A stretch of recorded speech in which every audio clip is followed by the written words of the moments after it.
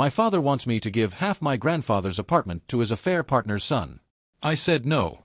Here's what happened. Original post.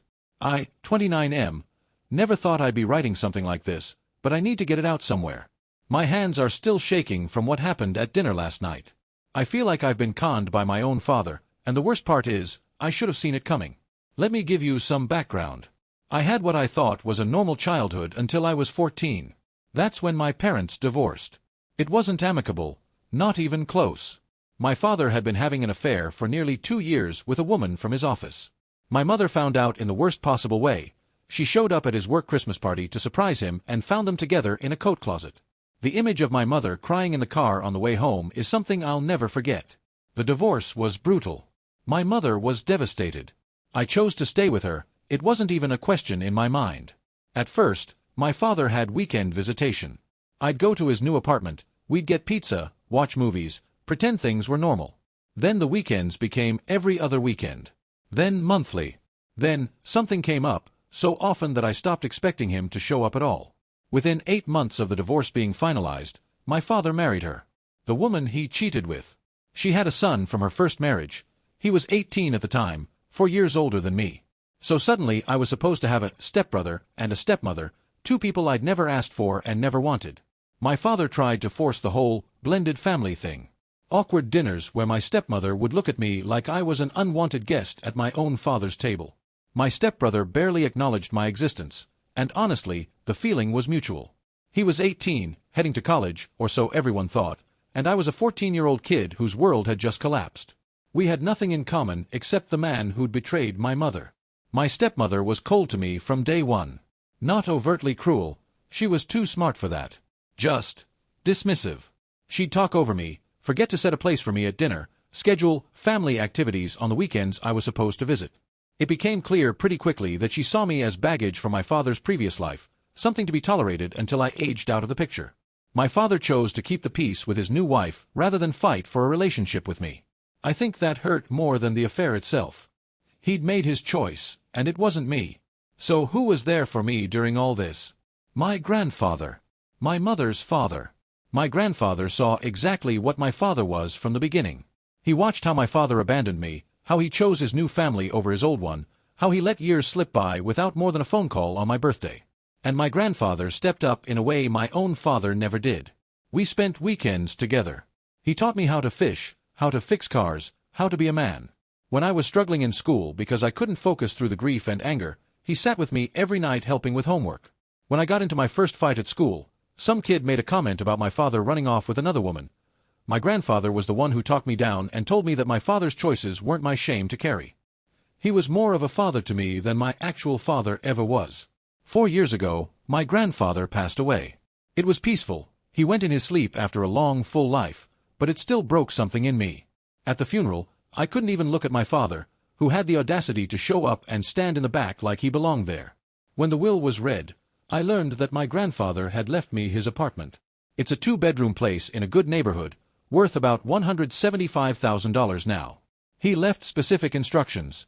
This was for me. Not to be shared, not to be sold, not to go to anyone from my father's side of the family. He even included a letter that said, "I'm leaving you this because I don't trust your father to take care of you the way a father should. Consider this my way of making sure someone does." My grandfather left me that apartment because my father abandoned me. It was his way of saying, someone will take care of you even if your dad won't. Now my dad wants me to give half of it to his affair partner's son. The disrespect isn't just to me. It's to a dead man who saw this coming. I moved into the apartment after my grandfather passed. I've maintained it perfectly, new paint, fixed up the bathroom, kept it exactly the way he would have wanted. His fishing gear is still in the closet. His favorite chair is still by the window. His photo is on my wall. This place isn't just property to me. It's my grandfather's legacy.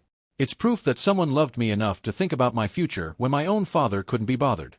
2 years ago, something unexpected happened. My father reached out. "I want to fix our relationship," he said.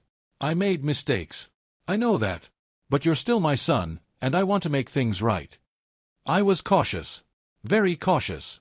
But part of me, the 14-year-old kid who'd cried himself to sleep wondering why his father didn't want him anymore, that part of me was desperate to believe people could change. So I agreed to meet for dinner. The first few meetings were just me and him. We talked about safe topics, sports, work, the weather. He apologized for not being there. He said he had regrets. He seemed genuine. I wanted so badly for him to be genuine. Then the dinners started, including my stepmother. She was civil, more civil than she'd ever been when I was a kid. She asked about my job, complimented my apartment when she visited once, made small talk about the weather. It wasn't warm, but it wasn't openly hostile either. Progress, I told myself. My stepbrother, 33M now, started showing up to some dinners too. I barely knew him, still don't, really. He called him my brother. I've met him maybe 10 times in 15 years. He's 4 years older than me. We shared nothing, no childhood, no memories, no relationship. He's a stranger who happens to sleep in the house my father chose over me. The dinners were awkward, but I tried. I really tried. When my stepbrother talked about his job troubles, I listened politely. When my stepmother made backhanded comments about my mother's side of the family, I let them slide. I was trying to give this whole reconciliation thing a real chance. What I didn't realize was that I was being set up. Here's what I learned about my stepbrother over those 2 years of awkward family dinners. He's a mess. He never finished college, dropped out after 2 years. He's bounced between part-time jobs his entire adult life. He's 33 years old and still lives with his mother and my father. At 33, his mother babies him constantly. He's had bad luck. The economy is hard. He just needs a chance. My father enables it to keep his wife happy.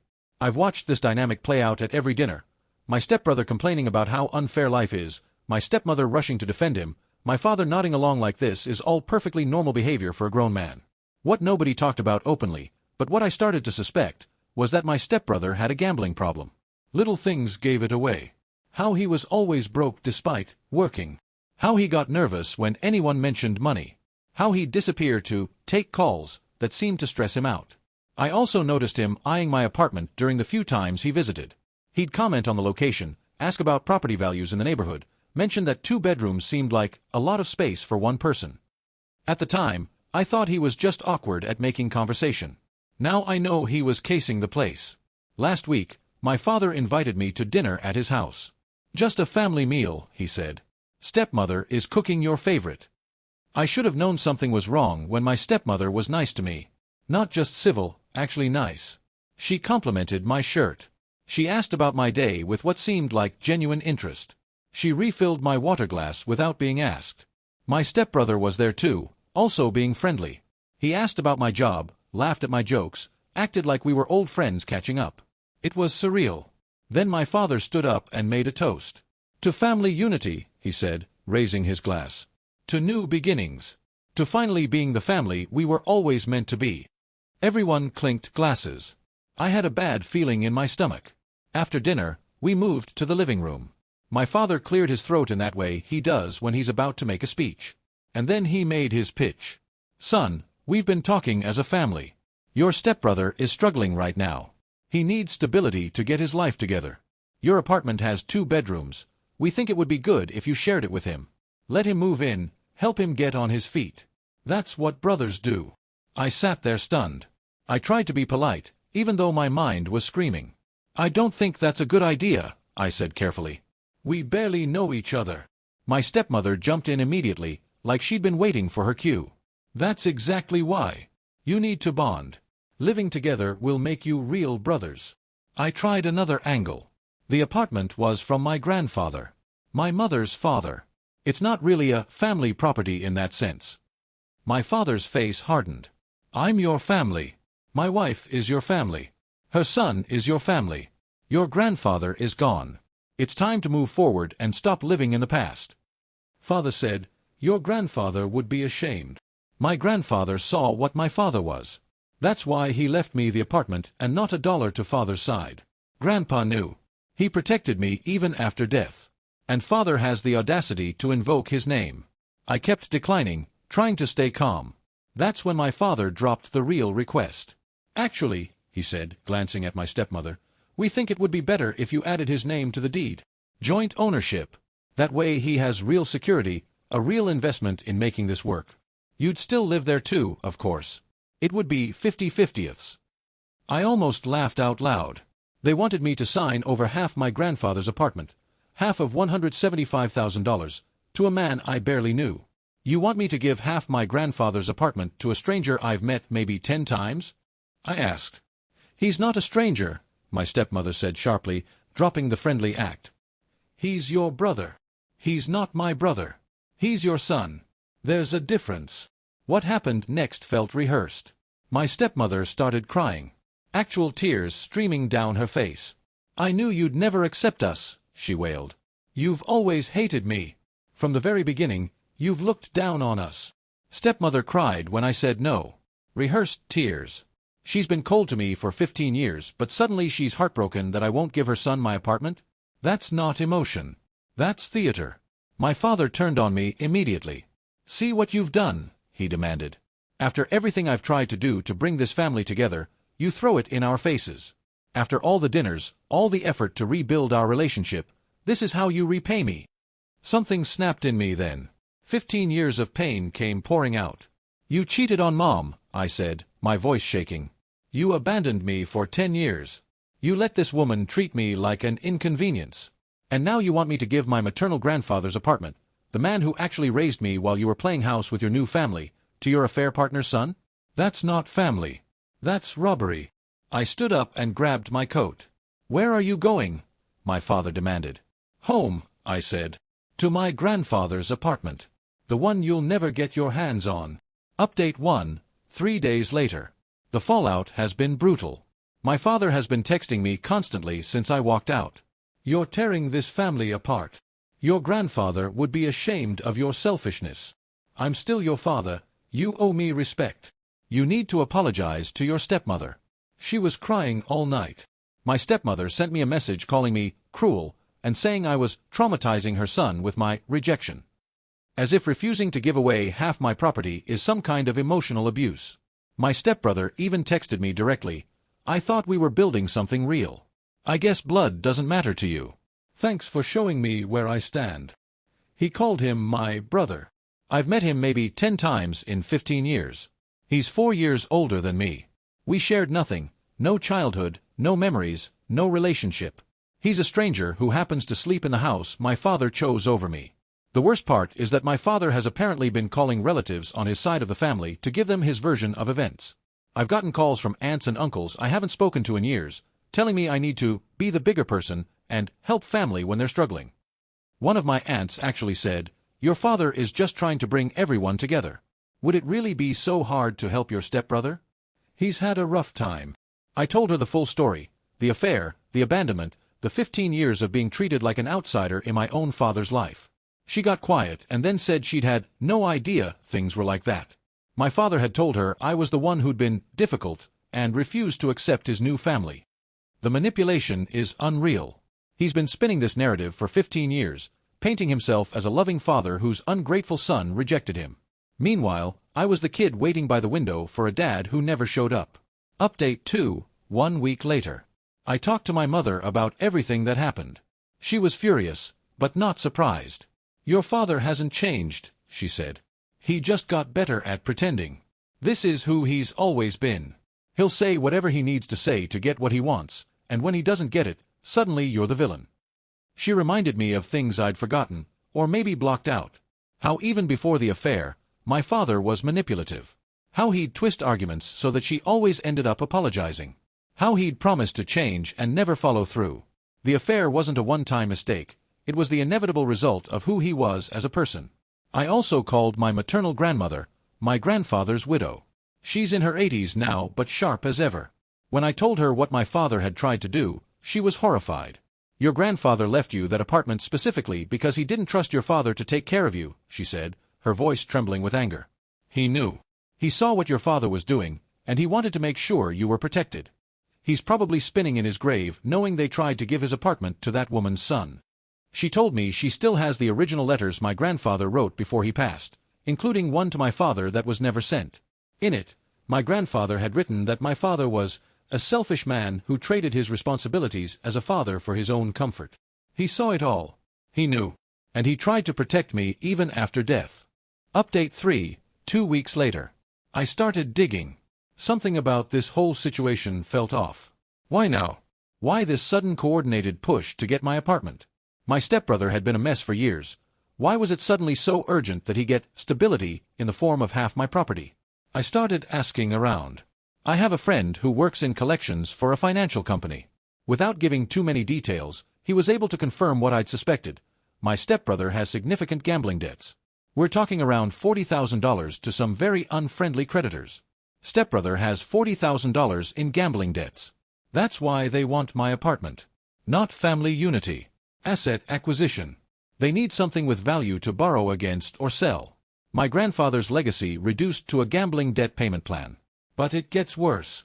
Through some careful conversations with one of my father's cousins, one of the few who doesn't buy his nonsense, I learned that my father recently lent my stepbrother $15,000 for bills. Everyone in the family knows it actually went to pay off the most aggressive creditor. My father is financially stressed now because of it. His retirement took a hit, his savings are drained, and the debts keep coming. Getting my name on the apartment's deed, having me add my stepbrother as joint owner, it would solve multiple problems for them. My stepbrother could show assets to creditors, potentially borrow against the property, or worst case, force a sale and take half the proceeds. Dad reconnected with me 2 years ago. I thought he'd changed. He hadn't changed. He just needed something. The nice dinners, the talks about fixing things, all set up for this moment. I was being groomed for a con by my own father. 2 years of dinners. 2 years of, I want to fix our relationship. 2 years of pretending to care. All of it was set up for this scheme. Update 4, 3 weeks later. I confronted my father. I asked to meet him alone, just the two of us, at a coffee shop. He seemed hopeful, probably thought I was coming to apologize. Instead, I laid out everything I'd learned. This isn't about family unity, I told him. Your stepson has $40,000 in gambling debts. You gave him $15,000 already and you're financially struggling. You want my apartment because it's worth $175,000 and it would solve his problems, and yours. You're not trying to build a family. You're trying to steal my grandfather's legacy to pay for your stepson's gambling addiction. My father's face went pale. He tried to deny it, but he couldn't. He's never been good at lying when caught. So he switched tactics. Even so, he said, he's struggling. You have more than you need. That apartment is just sitting there. Family helps family. Stop saying family, I said. You stopped being my family when you walked out on Mom. You came back when you needed something. That's not reconciliation. That's a transaction. You don't want a relationship with me. You want access to my assets. He tried to backtrack, to salvage something. I do want a relationship with you. Then why did you spend 2 years buttering me up only to ask me to sign over my property?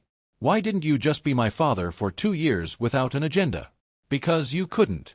Because this was always the plan. He couldn't answer. Finally, he gave me an ultimatum. If you don't help your brother, don't consider yourself my son anymore. He said, if you don't help, don't consider yourself my son.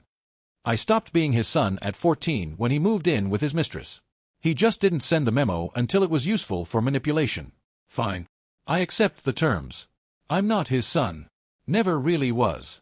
I looked at him, this man who was supposed to love me unconditionally, who was supposed to protect me and guide me, and I felt nothing. No anger, no sadness. Just emptiness. I stopped being your son the day you chose her over Mom, I said. You just didn't notice for 15 years. Goodbye. I stood up and left. Blocked his number. Blocked my stepmother. Blocked my stepbrother. Haven't looked back. Final update, 1 year later. It's been a year since I walked away from my father. The apartment is quiet tonight. My grandfather's chair is by the window where he liked it. His fishing rod is still in the closet. His photo is still on my wall. Everything is exactly the way he would have wanted it. I have peace now. Real peace. No more awkward dinners, no more forced small talk with people who resented my existence, no more walking on eggshells around a father who only valued me for what I could give him. My mother and my grandmother are my family now. We have dinner together every Sunday. We talk about my grandfather, share stories about him, keep his memory alive. Sometimes I catch my grandmother looking at me with tears in her eyes, and she says, "He would be so proud of you." I hope she's right. As for my father's side, I heard through the family grapevine what happened to them. My stepbrother eventually got sued by his creditors. He couldn't pay, couldn't show any assets, couldn't escape. He had to declare bankruptcy. At 34 years old, he has nothing, no property, ruined credit, and still living with his mother. My father and stepmother's marriage is strained. Turns out it's hard to stay together when you can't keep extracting from other people. Without my apartment to bail out her son, my stepmother has apparently become difficult. My father looks older, more tired, in the few photos I've seen online. He made his choice all those years ago, and now he's living with the consequences. I went to my grandfather's grave last month. Brought him flowers, sat on the bench nearby like I used to when he was in the hospital. I talked to him like I used to. They tried to take your apartment, Grandpa. Give it to some stranger with a gambling problem. Dad thought he could just erase you, erase Mom's whole side of the family, replace it with his new one. But I didn't let him. Your apartment is still mine. Your fishing rod is still in the closet. Your photo is still on my wall. They get nothing. I sat there for a long time. I miss you. You were more my father than he ever was.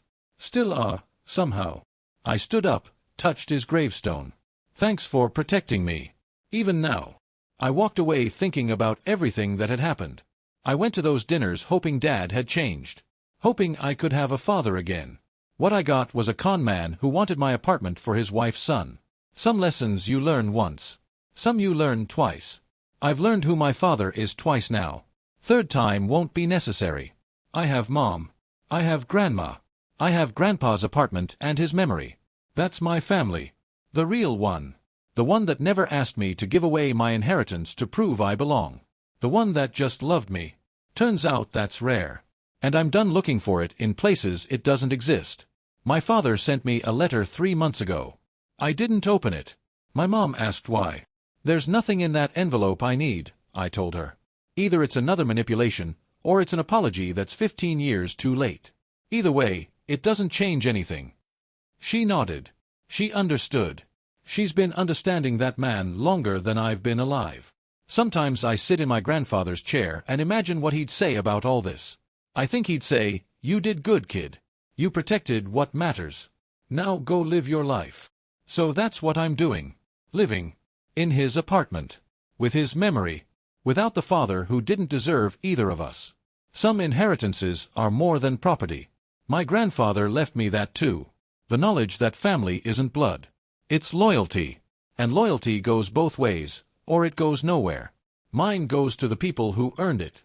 That list is short. That list is enough. Edit. Wow, this blew up. Thank you all for the support and for sharing your own stories. For those asking, no, I'm not going to open the letter. I don't need closure from someone who proved over and over that I was never his priority. My grandfather's apartment is safe, my boundaries are in place, and I'm building a good life. That's all the closure I need.